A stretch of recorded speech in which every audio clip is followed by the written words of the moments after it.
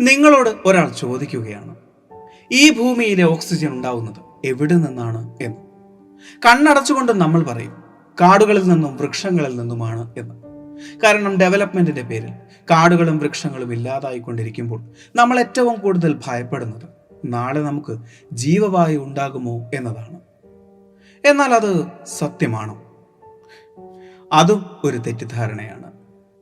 നമുക്കറിയാം, അന്തരീക്ഷത്തിൽ 21% ഓക്സിജൻ ഉണ്ട്. അതിൽ 70% ജലത്തിലുള്ള ഫൈറ്റോപ്ലാങ്ക്ടൺ എന്ന മൈക്രോ ആൽഗെ സൂര്യപ്രകാശത്തിൽ നിന്നും ജലത്തിലുള്ള ന്യൂട്രിയൻസിൽ നിന്നും ഫോട്ടോസിന്തസിലൂടെ റിലീസ് ചെയ്യുന്ന വേസ്റ്റേജ് ആണ്. ബാക്കിയുള്ള 30%-ൽ 28%-മാണ് റെയിൻ ഫോറസ്റ്റിൽ നിന്നും ഉണ്ടാകുന്ന ഓക്സിജൻ. ബാക്കി 2% മറ്റു വഴികളിലൂടെയും.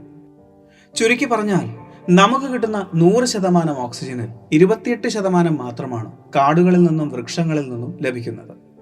അതിനർത്ഥം കാടുകളും വൃക്ഷങ്ങളും വെട്ടി നിരത്തിയേക്കാം എന്നല്ല, അവയ്ക്ക് അവയുടേതായുള്ള ഗുണങ്ങളുണ്ട്.